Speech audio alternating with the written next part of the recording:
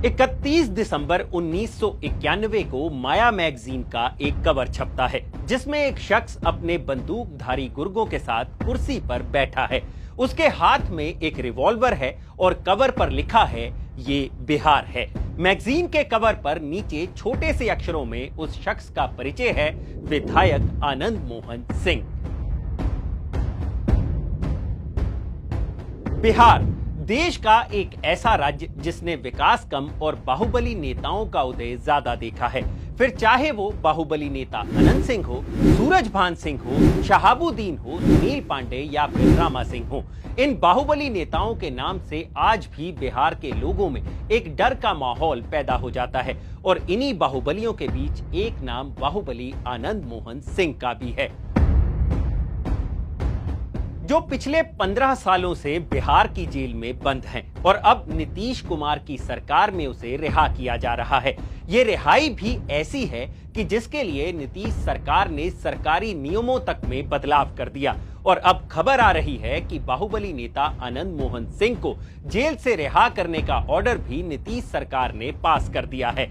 तो चलिए सुनाते हैं आपको कहानी बिहार के बाहुबली आनंद मोहन सिंह की, कि कैसे एक स्वतंत्रता सेनानी का पोता पहले आंदोलनकारी, फिर बाहुबली, फिर नेता और फिर अपराधी बन गया। साथ ही उन समीकरणों पर भी बात होगी कि आखिर क्यों आनंद मोहन सिंह का जेल से बाहर आना नीतीश कुमार की जेडीयू और लालू यादव की आरजेडी के लिए फायदेमंद साबित हो सकता है। नमस्कार, मैं हूं भूपेंद्र सोनी और आप देख रहे हैं अनकट। सबसे पहले बात आनंद मोहन सिंह तोमर के शुरुआती दौर की। आनंद मोहन सिंह का जन्म बिहार सहरसा जिले के पचगछिया गांव में एक राजपूत परिवार में हुआ था। आनंद के दादा राम बहादुर सिंह एक स्वतंत्रता सेनानी थे। 1974 में आनंद मोहन सिंह ने लोकनायक जयप्रकाश नारायण के संपूर्ण क्रांति आंदोलन से पहली बार राजनीति में कदम रखा और आंदोलन का रंग ऐसा चढ़ा कि अपना कॉलेज तक छोड़ दिया। यही नहीं, इमरजेंसी के दौरान आनंद मोहन को 2 साल जेल भी काटनी पड़ी थी।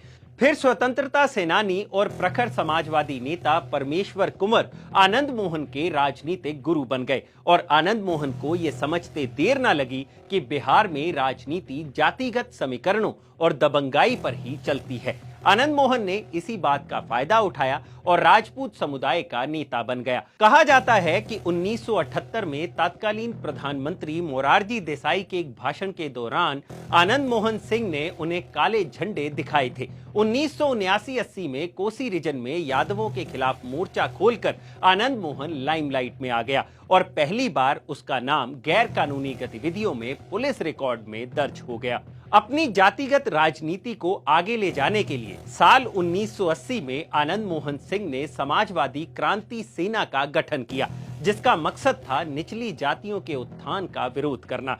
उस वक्त आनंद मोहन सिंह जहां अगड़ी जातियों का नेता बनता जा रहा था, वहीं समाजवादी आंदोलन से निकले लालू यादव प्रो दलित नेता के तौर पर बिहार में अपनी पहचान बनाने में लगे हुए थे।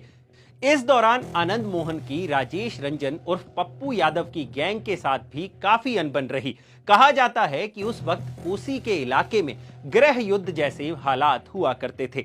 1990 में लालू प्रसाद यादव जब बिहार के मुख्यमंत्री बने तो उन्होंने मंडल कमीशन का समर्थन किया, जिस पर आनंद मोहन सिंह ने उनका विरोध किया, जिसके बाद लालू सरकार द्वारा बाहुबली आनंद मोहन सिंह पर एनएसए, सीसीए और मीसा के तहत कई आपराधिक धाराओं में मुकदमे दर्ज किए गए, जिसके पीछे की वजह बनी आनंद मोहन सिंह का आपराधिक रिकॉर्ड।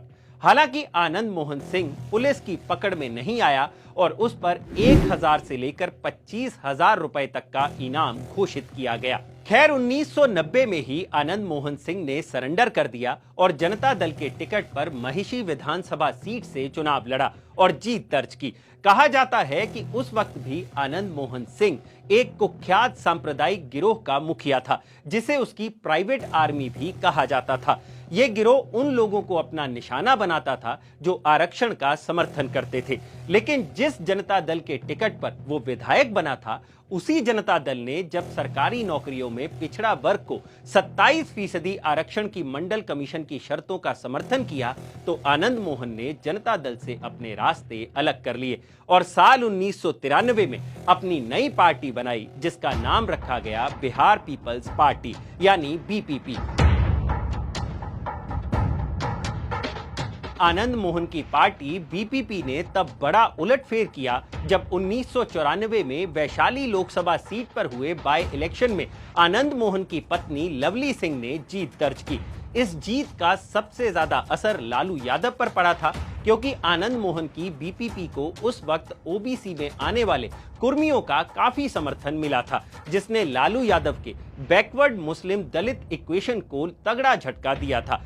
1995 में एक दौर वो भी आया जब आनंद मोहन बिहार में लालू यादव के सामने मुख्यमंत्री के तौर पर भी उभरने लगा था। आनंद मोहन की लोकप्रियता का आलम यह था कि 1995 में उसकी पार्टी बीपीपी ने नीतीश कुमार की समता पार्टी से भी कहीं बेहतर प्रदर्शन किया था। हालांकि आनंद मोहन 3 सीटों से खड़े होने के बावजूद अपना चुनाव हार गया था।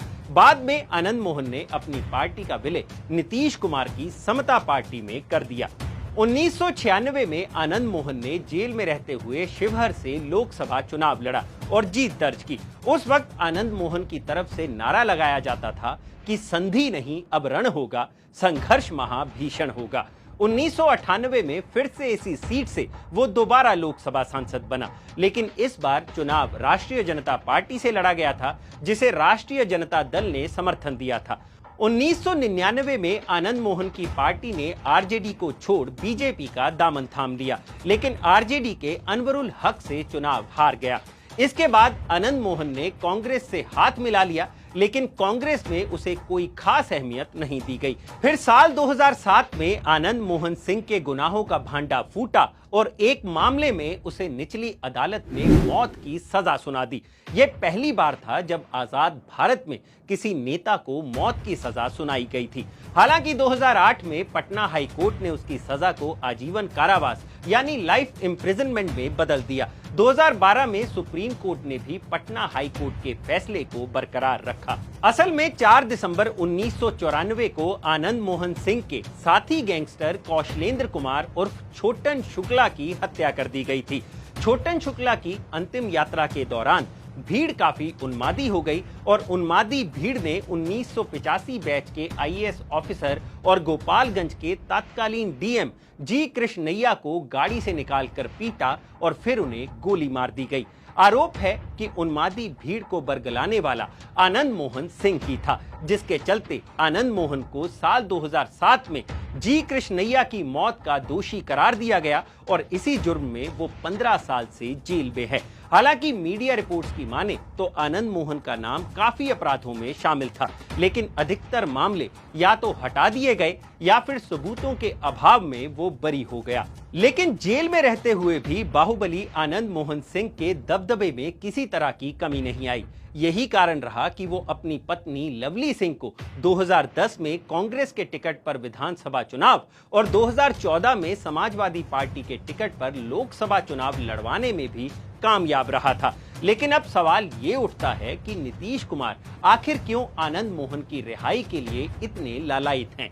असल में जनवरी में नीतीश कुमार ने एक पार्टी इवेंट में मंच से कहा था कि वो आनंद मोहन सिंह को बाहर लाने की कोशिश कर रहे हैं, जिसके बाद आनंद मोहन का नाम फिर से अखबारों की सुर्खियां बना। हालांकि आनंद मोहन की रिहाई में कानून आड़े आ रहा था, लेकिन 10 अप्रैल को बिहार सरकार ने कानून में संशोधन कर उस अड़चन को भी दूर कर दिया।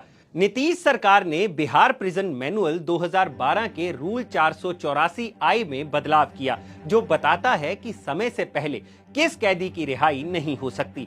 इसमें सिर्फ वही लाइन बदली गई जिससे आनंद मोहन की रिहाई का रास्ता साफ हो गया।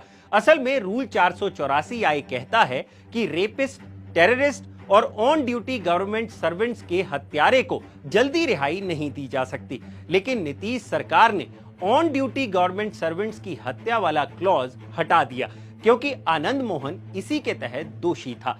अब कानूनी अड़चन को दूर करने के बाद नीतीश सरकार द्वारा आनंद मोहन सिंह को रिहा करने का ऑर्डर भी पास कर दिया गया है। अब जाते जाते ये भी जान लीजिए कि आनंद मोहन के जेल से बाहर आने से नीतीश कुमार की जेडीयू और आरजेडी को क्या फायदा होगा। आसान भाषा में समझे तो जेडीयू और आरजेडी अपर कास्ट तक पहुंच बनाकर अपने ओबीसी केंद्रित वोटर बेस को आगे बढ़ाने की कोशिश कर रहे हैं और आनंद मोहन सिंह के जरिए दोनों पार्टियां अपर कास्ट वोट बैंक और राजपूत वोट बैंक तक पहुंचना चाहती हैं। अपनी इन्हीं टैक्टिक्स के जरिए नीतीश सरकार बिहार की कुछ विधानसभा सीटों पर नजर गड़ाए हुए हैं, जहां उन्हें आनंद मोहन की रिहाई के जरिए फायदा मिल सकता है। ऐसे में कहा जा सकता है कि आनंद मोहन की रिहाई से जेडीयू अपर कास्ट वोटर और राजपूत वोटर की पहली पसंद बनने की कोशिश कर रही है। लेकिन जेडीयू और आरजेडी को इस बात की ओर ध्यान देने की जरूरत है कि कहीं अपर कास्ट वोट बैंक को रिझाने के चक्कर में उनका पारंपरिक बैकवर्ड दलित मुस्लिम वोट बैंक उनसे ना छिटक जाए।